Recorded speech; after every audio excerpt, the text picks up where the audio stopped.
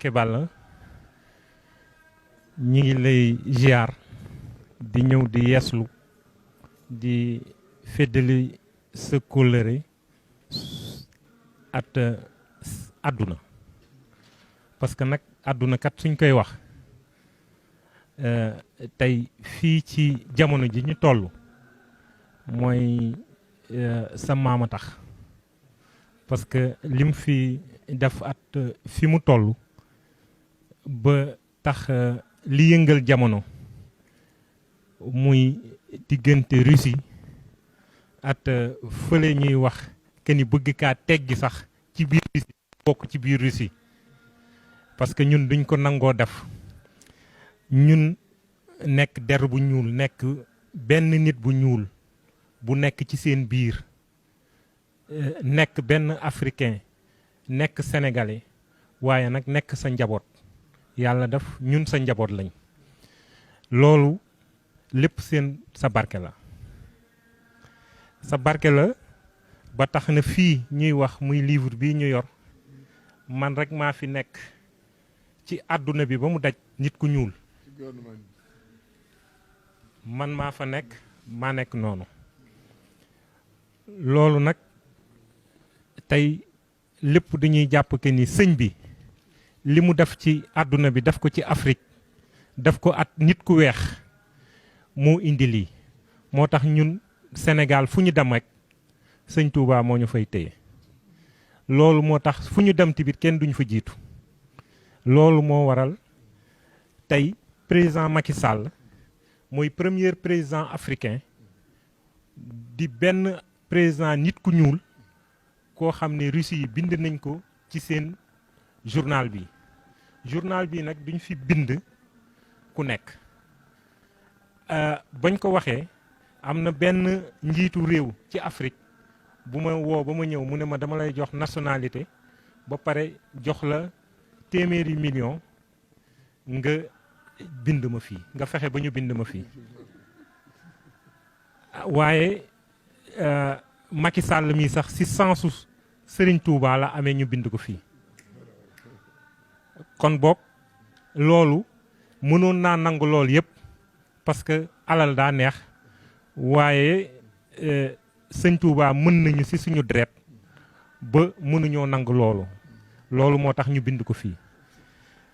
bi loolu weesoo ñu wax ne sëñ bi ñii toog indiwuma leen sëñ bi leen indi dama àggala rek li tax ma yeggale nag mooy suñ ma tuddoon faneen ma yóbbu leen ñoo ma tudd Touba kon boog ñoom ñoo tànn Touba ñoo xam li fi nekk loolu moo waral ñu ñëw sukk fii ñoom ñaar yeeslu wax la liñ la wax mooy que ni dañoo bëgg seen dëkk jàmm am fa te biñ ko toqalee ci sa nopp bërki démb ba nga jox leen audience bi jàmm commencé naa am kon boog ñu ne kon ñoom duñuy ñëw jàkkaarloot yow te xam nañ ne ñoom ñaar ku ci nekk sa njaboot ña nga fa ñoom ay missionnaire lañ ñu bëgg ñëw àggale lii pour parce que ba ñuy ñëw tamit tàggu nañ seeni njiitu réew donc ku ci nekk tey dafa am loo représenté ci réew moomu parce que ñoom ku ci nekk yaa nekk fii ci Afrique di doxal réew moomu li muy def waaye nag yàlla def na ne sa jarbaat sa sët bii toog moom la yàlla def ci sa barke maam ci liggéeyu sëñ Touba si fi sëñ Touba toll at la mu def at tubaab yi te xamoon ne bis dina ñëw ñun ñu jiite leen moo tax tey ñun ñu jiite leen. kàddu yi nga xam ne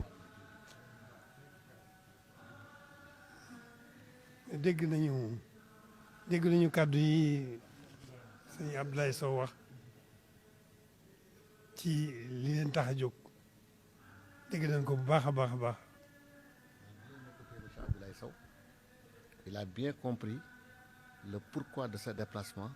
et l'intérêt que vous portez à ce déplacement. ne li leen tax a jóg yëg nañ ko ci suñu xol bu baax a baax ndax fekk ngeen ci nu doon ci xalaat ci na réalité na fa jàmm di amee. Il avait bien compris les enjeux de cette situation au niveau de vos pays respectifs. Il l'avait bien compris et il n'a jamais cessé de se préoccuper de cette situation et de réfléchir pour voir quelles sont les voies et moyens pour que la paix se réinstalle au niveau de cette région. loolu ñoom ci la ñu fekk. Il y était déjà avant que vous ne veniez. ñoo ngi nga xool di am métit ci la fa xew ci ay wa nga xam ne xew na fa. Ça leur fait très mal de voir des hommes vivre une situation aussi dramatique et ça constitue aussi pour lui et pour la communauté une préoccupation de premier choix. di ñoo ngi ci occasionné ci feeñal sunu tiis ci bokk gën ko bokk ak ñoom xamuñu woon daañu fi ñëw waaye ñun loolu ci la ñu fekk. Il ne savait pas que vous alliez venir pour aussi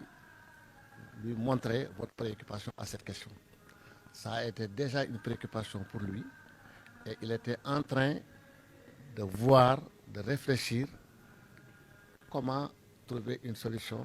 de par des interventions, de par des prières, de par tout ce que vous voulez. Et que sans que vous n'en parliez, il était déjà dans cette préoccupation. neen comme wax leen ne leen léegi nañu na seen xel daal bu baax. Soyez rassurés. Comme l'a dit Abdoulaye, la tranquillité et les débuts de solutions ont commencé à poindre à l'horizon et ça va aller crescendo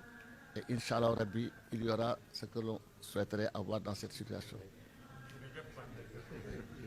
soo leen bëggee abonné ci chaîne bu mag bii di Académie Minane dem leen YouTube bind Daaru Minane nag nga abonné yomb na bësal cloche bi lépp yemb su boobaa dara nag dootu la rawati ci actualité ci communauté mouride ak chaîne bii di Daaru Minane.